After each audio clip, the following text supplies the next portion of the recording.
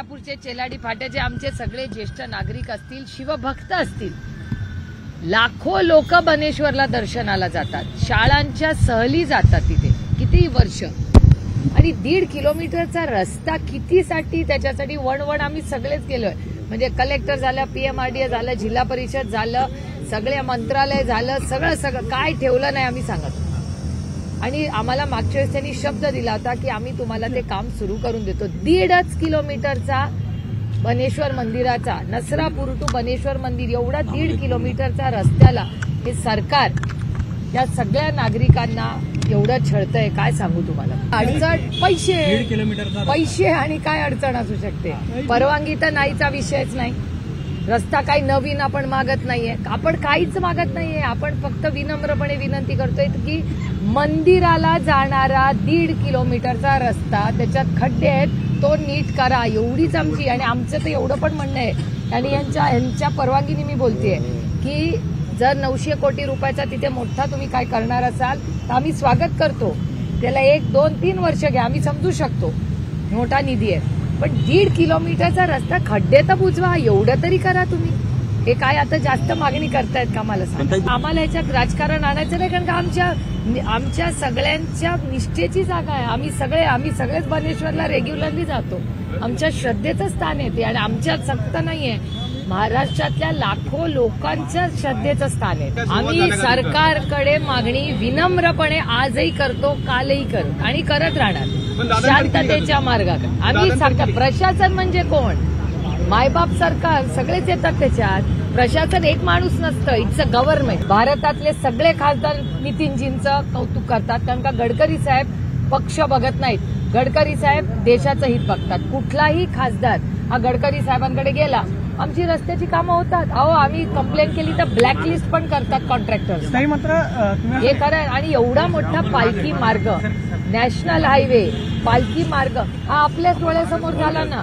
महाराष्ट्र सरकार, तेव्हा महाविकास आघाडीचं सरकार होतं, मला काही क्रेडिट घ्यायचं नाही आता. जो अच्छा कहना चाहिए. गडकरी साहेबांनी महाराष्ट्राला मदत केली का, तर केली. हे स्पष्टच आहे ना, पालखी मार्ग दिसतोच आहे ना डोळ्यांनी, आपण सगळे जातोय त्या पालखी मार्गावर. कालच मी इंदापूरला गेले होते, तिथे आशा आणि अंगणवाडी सेविकांचे काही प्रॉब्लेम्स होते. दौंड, इंदापूर, बारामतीच्या सगळ्या भागामध्ये युरिया आता मिळत नाहीये. की सरकारी सगळ्या नेत्यांचे, मंत्र्यांचे जे पीए आहेत त्यांना पगार नाही झाले 3-4 महिने. त्याच्यानंतर लाडक्या बहिणी योजनेमध्ये वेळेवर निधी जात नाही, वेळेवर गेला तर 2100 रुपये देत नाही. सरसकट कर्ज माफी करू असं माननीय मुख्यमंत्री बोललेले तुमच्याच चॅनलवर मी पाहिलं. आता सरकार म्हणते की आम्ही कर्ज माफी करणार नाही. आता सगळा डेटा आजच वर्तमानपत्रात ही बातमी आहे बघा, प्राधिकरणाची जमिनीचे दर. आता हे जमीन किती हेक्टर विकणार आहे, 22,000 हेक्टर जागे विक्रीतून निधी उभा करणार. म्हणजे सरकारी जमीन 22,000 हेक्टर निधी उभारणी. याचा अर्थ काय, सिग्नल काय देताय तुम्ही आम्हाला की निधी उभारण्यासाठी. इंग्रजीमध्ये एक म्हण आहे, when do sell your family silver. घरात महिला सोनं आणि चांदी जेव्हा पैसे असतात तेव्हा का विकत घेऊन ठेवतात, की अडचणीच्या काळात सोनं आणि चांदी विकू. जमीन ही इन्व्हेस्टमेंट आहे की नाही, ती विकताय एवढी मोठी 1000 एकर जमीन. याचा अर्थ काय की सरकारकडे पैसे, आणि धोरणात्मक सरकार पण मान्य करतंय ना. त्यामुळे मला कन्फ्युजिंग असं झालंय की बजेट जेव्हा होतं, आणि कुठल्याही देशाचं, राज्याचं, मी काही कुठल्या व्यक्तीबद्दल बोलत नाही, मी सरकारबद्दल बोलते. आता गेले अनेक वर्ष बारामती लोकसभा मतदारसंघाच्या लोकांच्या आशीर्वादानं मला दिल्लीला जायची संधी मिळाली, आणि त्याच्यामुळे हे फायनान्स, मी ना फायनान्स एक्सपर्ट ना इकॉनॉमिस्ट, पण कानावर पडून अभ्यास करून एवढं तर आपल्याला सगळ्यांनाच कळतं की बजेट जेव्हा होतं त्या बजेटमध्ये अनेक गोष्टी सांगितल्या जातात. मग जर एवढे निधी पैसे बजेटमध्ये अनाऊन्स झाले तर मग ही ज्या फिस्कल डेफिसिट, तुम्हाला आठवत असेल FRBM ऍक्ट आणि फिस्कल डेफिसिट बद्दल मी किती वेळा बोललेले. आता जर FRBM ऍक्टच्या प्रमाणे फिस्कल डेफिसिट मॅनेजमेंट करायचं असेल तर हे विकावं लागतंय. याचा अर्थ फिस्कल डेफिसिट मॅनेजमेंट होत नाहीये ना, नाही तर कशाला जमीन विकायला लागली असती. आता तर बजेट झालंय ना महाराष्ट्राचं आणि देशाचं. शेतकऱ्यांना कॉन्फिडन्स द्या. म्हणजे बारामतीला पण एक रस्ता चाललाय, बारामती फलटण, तिथले काही शेतकऱ्यांचे प्रश्न आहेत. आज 3 वाजता कलेक्टर ऑफिसला येणार आहेत ते. शेतकऱ्यांना विकास हवाय, लोकांना विकासाच्या विरोधात आम्ही कोणीही नाही. अपेक्षा की थोडा कॉन्फिडन्स द्या लोकांना. आता तुमच्या घराच्या इथे जर एअरपोर्ट होणार असेल तर तुमची अपेक्षा नाही का की सरकारने यावं, तुम्हाला न्याय द्यावा, बाबा काय पैसे देणार, काहीतरी चर्चा तर झाली पाहिजे. रेटून कसं चालेल? आणि हा देश कुणाच्या मनमानीनी चालत नाही, तो संविधानानेच चालणार. धरणे आंदोलन कधीपर्यंत करणार आणि काय तुमचे खरं तर आता आम्ही उठणार नाही. 1, 2, 3 आणि 4 आम्ही काय उठत नाही जोपर्यंत बनेश्वरच्या रस्त्याची वर्क ऑर्डर किंवा काहीतरी धोरणात्मक निर्णय होत नाही. आम्ही एवढं फार फसलो आम्ही या सरकारकडून. आणि आम्हाला बनेश्वरच्या रस्त्याबद्दल आम्ही खूप वेळा विश्वास ठेवून सहकार्याची भूमिका ठेवली. ते आम्हाला म्हणले रस्त्याचं काम सुरू करतो, परत चला तुम्ही तुमच्यावर विश्वास ठेवू. असं किती वेळा आमचा आता विश्वासघात झालाय. आणि मी कुठल्या तोंडाने यांना सांगू? आता यांनी मला विश्वास देऊन मला मतदान केलं ना, ते मला काय मागतायत? 1.5 किलोमीटरचा रस्ता करून द्या. स्थानिक आमदार आहेत ना, ते आमदारांना विचारा बाबा, मला नाही माहिती. ते तो प्रश्न तुम्ही त्यांना विचारा. मी दुसऱ्याबद्दल नाही बोलायला आले. मी बनेश्वर ही आमच्या मंदिर, हे आमच्या सगळ्यांचा श्रद्धेचं स्थान आहे.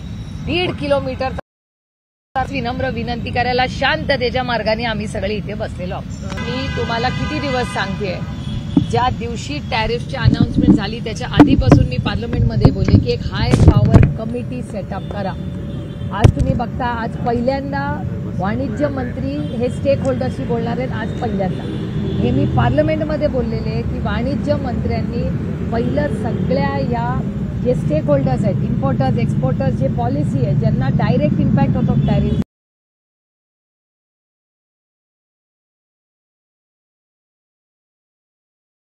अजित रानडे राहतात, ही सगळी एवढे जे एक्सपर्ट्स आहेत हे सगळे एक्सपर्ट महाराष्ट्रात आहेत. त्या बोलवा ना या तज्ज्ञांना, घ्या ना कमिटी करा आणि टॅरिफवर डिस्कशन करा. तुम्ही बघा सिंगापूरच्या प्रधानमंत्र्यांनी किती पारदर्शकपणे भाषण केलंय. ते जरूर प्रत्येक व्यक्तीने ऐकलं पाहिजे. आणि त्यांचा टॅरिफ 10% आहे, आपण 27ला आहोत, तरी त्यांनी पारदर्शकपणे पॉलिसी केलेली आहे. तशीच आपण तातडीने करणं गरजेचं आहे. आणि आज पण मार्केट कोलॅप्स झालंय. मी 1 महिन्यापूर्वी पार्लमेंटमध्ये माझ्या भाषणात बोलले होते. मी पुन्हा सांगते, मी तज्ज्ञ नाही ना फायनान्स ना इकॉनॉमिक्स, पण जर मला कळू शकत होतं की मार्केट क्रॅश होणार आहे तर सरकारला नाही का लक्षात आलं? प्रत्येकाला बोलायचा अधिकार आहे. प्रत्येक बाजू आपापली बाजू मांडणार. जे वास्तव आहे ते त्या डिबेटमध्ये त्या दिवशी बाहेरच आलं. एकतर उशिरा का होईना जी पुणा म्युनिसिपल कॉर्पोरेशन, म्हणजे परवा 48 तासापूर्वी आम्ही पुणा म्युनिसिपल कॉर्पोरेशनला गेलो होतो आणि सगळे माझे सहकारी होते तिकडे. माझ्या सगळ्या सहकाऱ्यांनी त्यांना सांगितलं की एखाद्याचा 5-7 हजार रुपये जर टॅक्स भरला नाही तर त्याच्या घराच्या बाहेर जाऊन हीच पुणा म्युनिसिपल कॉर्पोरेशन बँड वाजवते. करेक्ट? 5-10 हजार रुपयासाठी. आणि तो काय बिचारा फार काही वर्ष थकत नसतो, त्याची नोकरी गेलेली असते, EMIचा प्रॉब्लेम असतो म्हणून तो थकवतो. तो या देशाचा इमानदार नागरिक आहे. त्याच्याकडे तुम्ही बँड वाजवता आणि 27 कोटी रुपये उडवले. तिथे तुम्ही काही शब्द पण काढत नाही. आणि तेव्हा आम्ही सगळ्यांनी सांगितलं होतं एकत्रपणे की जर तुम्ही 48 तासात काही ऍक्शन घेतली नाही तर आम्ही आंदोलनाची तीव्रता वाढवू. आणि आज निर्णय उशिरा का होईना पुणा म्युनिसिपल कॉर्पोरेशन हल्लं, देव पावला रामकृष्ण हरी. म्हणजे उशिरा का होईना त्या दिवशी आपण या सगळ्यांनी मिळून इशारा दिला म्हणून 48 तासाच्या आत नोटीस तर गेली. हाच कारभार आहे त्या पुणा म्युनिसिपल कॉर्पोरेशनचा. दुर्दैव आहे. मी जड अंतकरणानं नाही म्हणते, कारण का मला नाही कॉर्पोरेशन जर उगाच नावं ठेवत बसायची, पण काय करणार अशा परिस्थितीत. आणि तुम्ही जे म्हणला की मी त्या फॅमिलीकडे जाऊन आलेले आहे, आम्ही सगळेच एकत्र गेलेलो आहोत. मी डिटेल्स शेअर करणार नाही कारण का त्या कुटुंबाची प्रायव्हसीचा आपण मान सन्मान केला पाहिजे. पण एक गोष्ट पारदर्शकपणे प्रकर्षाने सातत्याने बाहेर येते की डॉक्टरची तर चुकी आहे. आणि मी आजही म्हणते की ती हत्याच आहे, कारण का 5.5 तास ती बाई तिथे काळात येत होती, तिला ब्लिडिंग होत होतं, या सगळ्याचा प्रूफ आहे. तरी तुम्ही दुसऱ्या हॉस्पिटलमध्ये तयारी करून तिला पाठवता, मग ही हत्याच आहे ना. हा पहिला मुद्दा. दुसरा मुद्दा, 4-5 ऍडमिनिस्ट्रेशनचे लोकही त्याच्यात इन्व्हॉल्ड आहेत. त्याच्यामुळे डॉक्टर आणि ऍडमिनिस्ट्रेशन मेक्स द हॉस्पिटल. याचा अर्थ हॉस्पिटल त्याला जबाबदार आहे का? आहे. त्यांना सुटका, कुणालाच सुटका नाही. जो त्याच्यात इन्व्हॉल्व आहे त्याला सुटका नाही, त्याला माफी नाही. हत्येचा गुन्हा दाखल झाला पाहिजे.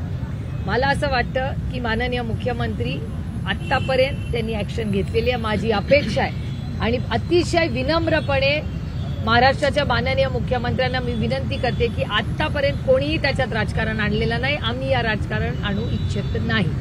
तुम्ही त्या कुटुंबाला न्याय द्या आणि असं परत ह्या छत्रपतींच्या महाराष्ट्रात होणार नाही याच्यासाठी एक हाय पॉवर्ड कमिटी करा, तज्ज्ञ घ्या त्याच्यात. आता राजेश टोपे जरी विरोधी असले तरी कोविडच्या काळात अतिशय उत्तम त्यांनी काम केलं. नागपूरमध्ये बंग फॅमिली आहे, विदर्भात अतिशय उत्तम हेल्थमध्ये काम करतात. त्यांचं माझं काय म्हणणं आहे, हे जे एक्सपर्ट्स आहेत राजकारण बाजूला ठेवून एक ऑल म्हणजे सगळ्या विचारांची एक चांगली ज्यांनी चांगलं काम मेडिकलमध्ये केलेलं आहे अशा सगळ्या लोकांची एक 8-10 लोकांची कमिटी करा आणि पुढच्या एक 15-20 दिवसात एक उत्तम हेल्थ पॉलिसी द्या आणि एक SOP द्या प्रत्येक हॉस्पिटलला.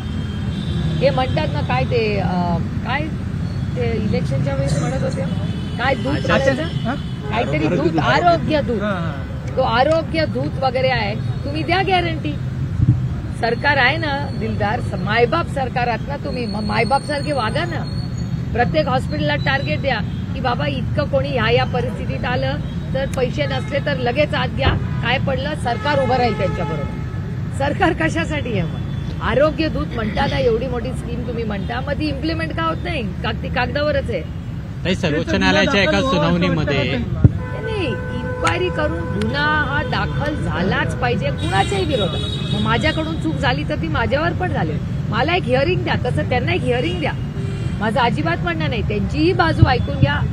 माझं म्हणणं हा देश हे सगळी इन्क्वायरी संविधानाच्या चौकटीतून झाली पाहिजे. सर्वोच्च न्यायालयाच्या एका सुनावणीमध्ये राज्यपालांनी राजकीय हेतूने प्रेरित होऊन निर्णय घेऊ नये असं म्हटलेलं आहे. हा, तर याचा परिणाम महाराष्ट्राच्या राजकारणावर होईल का? कारण की आपण गेल्या काही दिवसांमध्ये राज्यपाल कोश्यारींचं वर्तन पाहिलं किंवा त्यांनी घेतलेले निर्णय असतील ते तुमचा पक्ष असेल किंवा मग शिवसेना पक्ष असेल यांच्या बाबतीतले काय वाटतं त्याचा परिणाम होऊ शकतो? जिथे जिथे केंद्र सरकारच्या विरोधी विचाराचे सरकार राज्यांमध्ये तिथे हा प्रॉब्लेम दिसतोय.